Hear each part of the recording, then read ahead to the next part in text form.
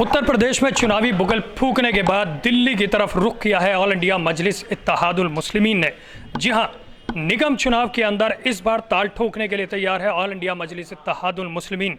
जिस तरह उत्तर प्रदेश के अंदर कैंडिडेट उतारने के बाद आज उत्तर प्रदेश में देख रहे हैं कि हवा किस ओर है, तो इस अगले सेगमेंट के अंदर दिल्ली के अंदर निगम चुनाव की पूरी तैयारी के अंदर है। इस वक्त हमारे साथ मौजूद है ऑल इंडिया मजलिस इत्तेहादुल मुस्लिमीन के दिल्ली प्रदेश अध्यक्ष इरफान उल्लाह खान साहब।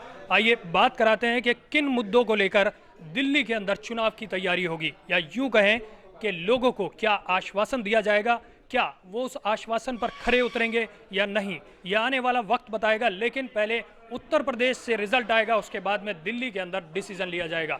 लेकिन ये बात तय है कि नरेंद्र मोदी जब गुजरात मॉडल लेके पूरे देश के अंदर आ सकते हैं, तो फिर क्यों नहीं हैदराबाद का मॉडल लेकर पूरी देश के अंदर अपनी छवि को एक अच्छी तौर से अच्छे तरीके से साबित किया जा सके। आइए बात कराते हैं दिल्ली के अध्यक्ष इरफान उल्लाह खान साहब से। बहुत बहुत खैर मकदम है इरफान साहब आपका MIM न्यूज़ के अंदर।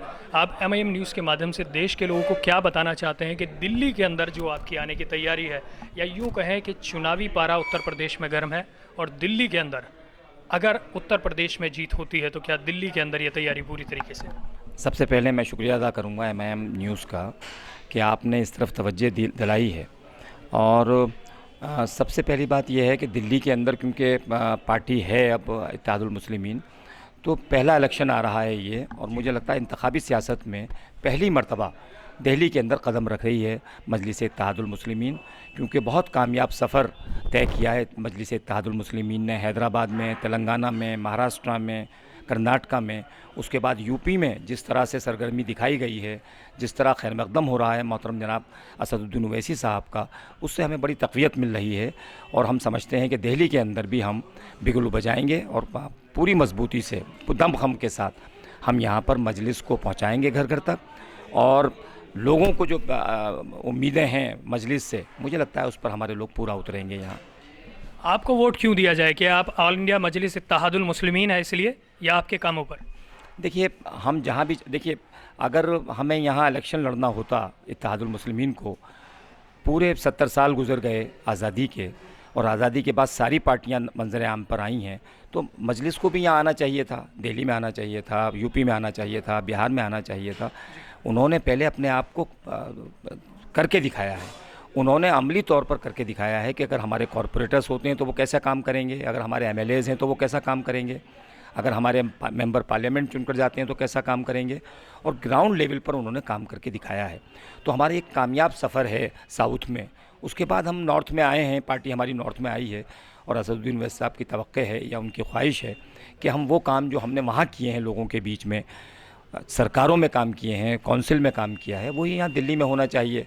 लोग बहुत मायूस हैं और लोग बहुत ज़्यादा ऊब चुके हैं अब, और अल्टरनेट की तलाश में हैं कि अच्छे लोग आएँ, ईमानदार लोग आएँ, काम करने वाले लोग आएँ, जज्बात से खेलने वाले लोग ना आएँ, बांटने वाले लोग ना आएँ। तो मुझे लगता है कि मजलिस इत्तेहादुल मुस्लिमीन को लोग सराहेंगे और उस तरफ बड़ी उम्मीदों की नज़र से उसे देख रहे हैं, क्योंकि मजलिस इत्तेहादुल मुस्लिमीन ने अपनी कॉरपोरेशंस में जहाँ जहाँ वो रहे हैं इक़्तिदार में, काम करके दिखाया है, चाहे वो सेहत का मामला हो, एजुकेशन का मामला हो, सफाई का मामला हो, और पूरे हर महाज पर वहाँ वो कामयाब हैं, और इसीलिए बढ़ रही है वो पार्टी। ज़मीनी तौर पे आप लोगों को क्या कहना चाहेंगे जो इस वक्त राजनीति से, या ये कहना मेरा गलत नहीं होगा कि देश की जनता राजनीति से त्रस्त है, वोट देने के बाद में जनता को ये महसूस होता है कि हम ठगे गए हैं? क्या ऑल इंडिया मजलिस इत्तेहादुल मुस्लिमीन यानी कि AIMIM पार्टी को वोट देने के बाद में जनता को उस वोट का हक मिल पाएगा? देखिए, बिल्कुल मिलेगा, और उसकी मिसाल ये है कि हमारी पार्टी से सिर्फ एक सांसद हैं मजलिस इत्तेहादुल मुस्लिमीन के, बैरिस्टर असदुद्दीन ओवैसी साहब, जिस एक सांसद को संसद रत्न मिला हुआ है कि पार्लियामेंट बेस्ट पार्लियामेंटेरियन है, एक पार्लियामेंट का मेंबर है, और वो पार्लियामेंट के अंदर मुल्क के तमाम इश्यूज़ को उठाता है, तमाम मसाइल को उठाता है, बुनियादी सवालों को उठाता है, जुल्म और ज़्यादती के ख़िलाफ़ आवाज़ उठाता है। तो साबित किया है हमने हर जगह कि MIM के लोग जहाँ भी जाएंगे, जिस ऐवान में होंगे, वो आवाम की बात करेंगे, लोगों की बात करेंगे, उनके दुख दर्द की बात करेंगे। हमने ये साबित किया है। दिल्ली में अगर चुनाव होते हैं तो दिल्ली की जनता किस आधार पे आपको वोट दे? क्या उनके लिए बेनिफिट हो पाएगा? ये जनता सीधे तरीके से जानना चाहती है अगर हम ये कहें कि बातों को गोलमोल करें या सवालों को घुमा फिरा के हम बात करें, तो जनता की बात सीधी समझ में आती है कि जनता अगर वोट आपको देती है, आपकी पार्टी के कैंडिडेट जीतते हैं, तो जनता का सीधा फ़ायदा क्या हो? देखिए, जनता का सीधा फ़ायदा होता है बुनियादी इलेक्शन से, और जो उधर पूरे राजधानी क्षेत्र को इस तरह से उसके तवज्जो की गई है, उसके साथ नेगलेक्ट किया गया है। 60% से ज़्यादा लोग पीने का पानी नहीं है, मैसर नहीं, उन्हें साफ़ पीने का पानी नहीं मिलता। सड़कें, बिजली, पानी, स्कूल, सेहत का निज़ाम सारा दरम बरम है।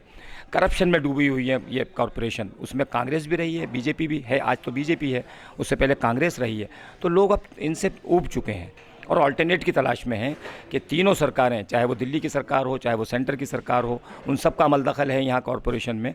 और मुझे लगता है कि लोग इनसे अब ऊब चुके हैं और वो चाहते हैं कि ऐसे लोग आएँ, अच्छे लोग आएँ, उनके बीच के लोग आएँ, ऐसी पार्टी आए जिसने कुछ करके दिखाया हो। तो हम समझते हैं कि हमें बहुत इसमें कामयाबी मिल रही है कि हम हैदराबाद मॉडल को, जो उनके कॉरपोरेशन का मॉडल है, उसे ये जब हम यहाँ लोगों को बताते हैं, उनकी कारकर्दगी बताते हैं, उनके कारनामे बताते हैं, काउंसलर्स का रोल बताते हैं, क्या क्या हुआ है वो बताते हैं। जी, कुछ एक मिसाल दे पाएंगे जो इस वक्त लाखों दर्शक आपको देख रहे हैं, कि हैदराबाद की मिसाल हो, जो कॉरपोरेटों ने कुछ ऐसा काम किया हो कि वाकई जनता उनके लिए कुछ करने के लिए तैयार?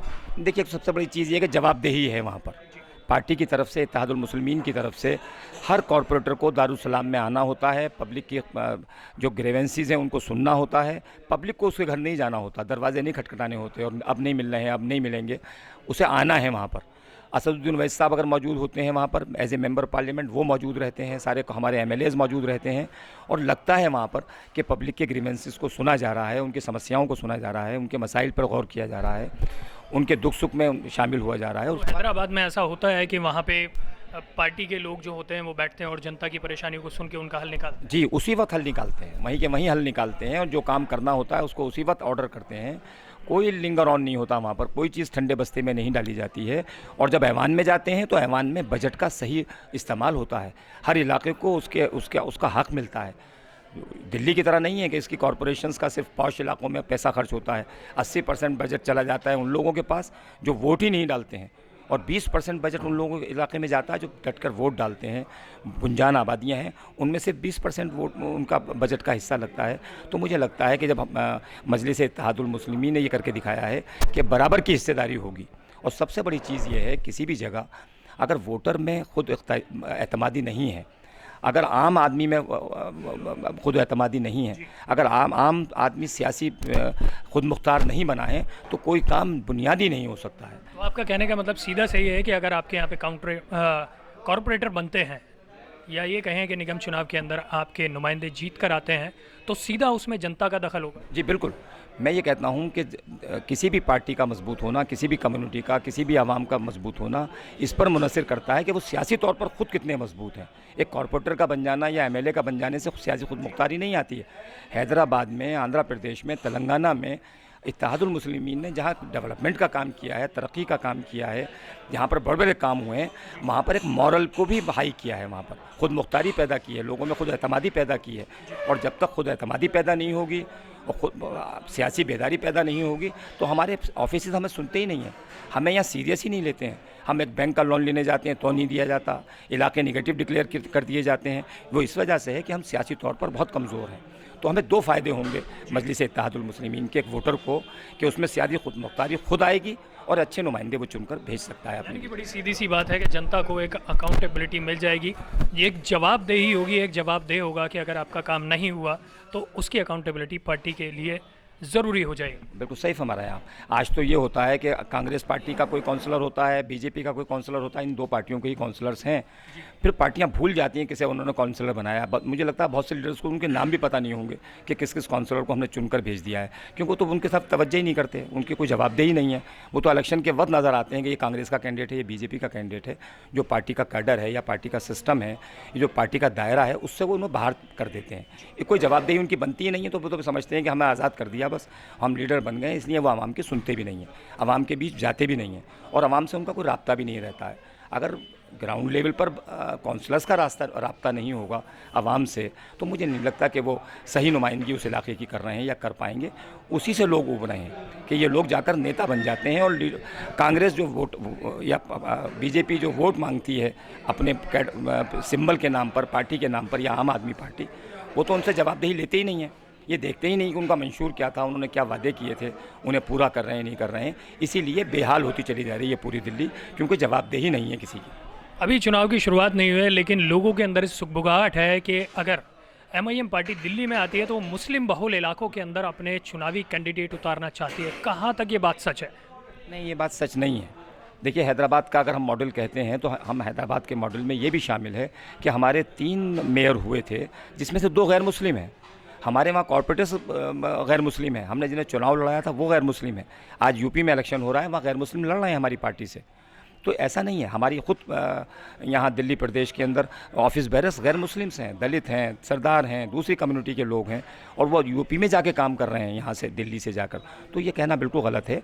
हमारी नज़र पूरी 272 सीटों पर है कि कहाँ कहाँ हम मजबूत हैं, कहाँ कहाँ हम लड़ सकते हैं, उसका हम जायज़ा ले रहे हैं। इसीलिए हमने अपने ऑब्जर्वर्स बनाए हैं, अपनी टीम बनाई है, एक स्ट्रक्चर खड़ा कर रहे हैं, और हम उस बुनियाद पर ये तय करेंगे हमें कहाँ कहाँ लड़ना है, कहाँ कहाँ नहीं लड़ना है। तो इंशाल्लाह इसमें कहीं पर भी ये बात नहीं आएगी कि मुस्लिम बहुल इलाके या दूसरे इलाके।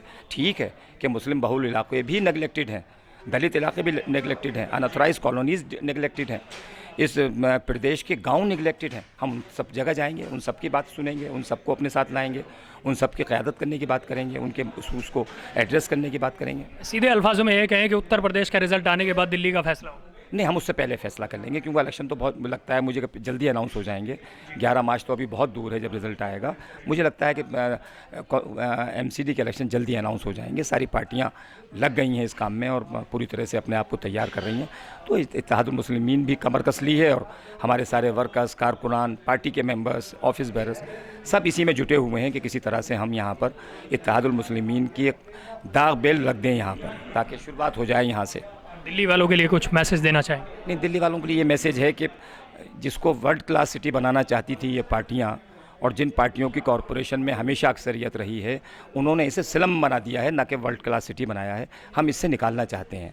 हम चाहते हैं कि दिल्ली के अंदर, दिल्ली के वो इलाके जो वंचित हैं, जिनको महरूम रखा गया है, जो डेप्राइव्ड हैं, उन तक हम लोग पहुँचें, उन तक इस रिसोर्सेज पहुँचें, कॉरपोरेशन का पैसा वहाँ तक पहुँचे। गंदगी के ढेर हैं, गंदगी के ढेर में 10 तरह की बीमारियां हैं। अभी बहुत बड़े पैमाने पर एक एपिडेमिक फैला था कुछ दिन पहले, जिसमें कई सौ लोग जान गंवा बैठे। चिकनगुनिया था, डेंगू था, हर साल ये होने लगा है। तो ये किसकी जिम्मेदारी है? ये कॉरपोरेशन की जिम्मेदारी है। साफ़ सफाई उनकी जिम्मेदारी है, बेसिक हेल्थ उनकी जिम्मेदारी है, बेसिक एजुकेशन उनकी जिम्मेदारी है। ये हर फ्रंट पर नाकाम है पूरी तरह से। तो हमारी अपील है कि इन रिवायती पार्टियों से जो हमेशा झांसा देती हैं, सिर्फ वादे करती हैं, खोखले वादे होते हैं, और वो नाकाम रही हैं बुरी तरह से बेसिक कम्युनिटीज़ को या मूलभूत सुविधाएं आप तक पहुंचाने में। आप मजलिस इत्तेहादुल मुस्लिमीन का साथ दें दिल्ली के अंदर। आपको हैदराबाद जैसी कॉरपोरेशन नज़र आएगी, हैदराबाद जैसे कॉरपोरेटर्स नज़र आएंगे, रज़ाकार नज़र आएंगे, जो इंशाअल्लाह ताला इस इलाके को स्लम से निकाल कर अच्छे इलाकों में तब्दील करेंगे और एक सेहतमंद रिहायशी निज़ाम इस प्रदेश के अंदर देने का काम करेंगे। इरफान साहब, एक आखिरी सवाल आपसे। जैसा कि आपने ये कहा है कि दिल्ली के अंदर दरवाजे खुले हैं, कोई भी अप्लाई कर सकता है या कैंडिडेट बनने के लिए एक हमारा फॉर्म का सिस्टम है।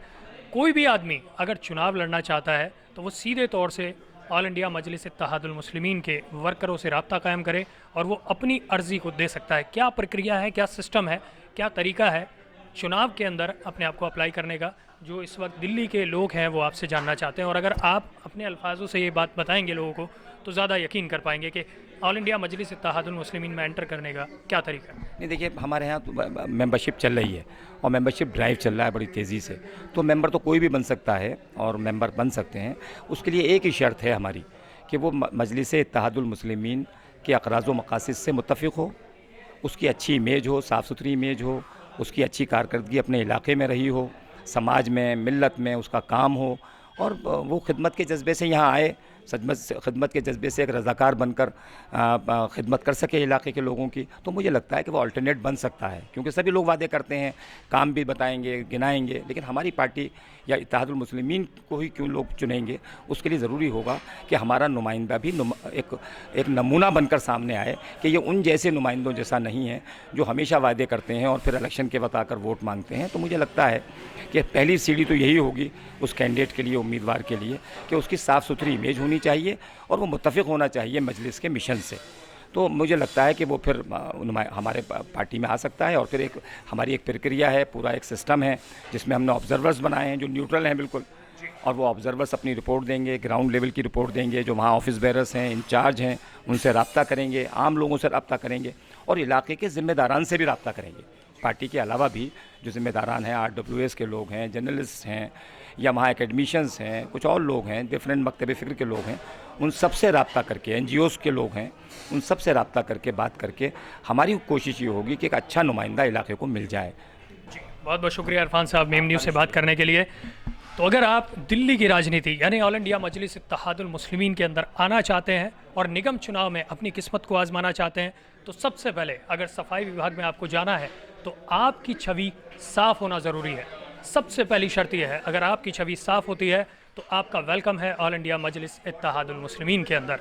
और याद रहे कि अगर आपकी छवि के अंदर कहीं भी दाग है तो आप ऑल इंडिया मजलिस इत्तेहादुल मुस्लिमीन में आने का सपना ना देखें। और जी हाँ, नेता के अलावा आपको रज़ाकार बनना पड़ेगा। कैमरामैन मकसूद हुसैन के साथ मैं आसिफ खान, मीम न्यूज़, नई दिल्ली से।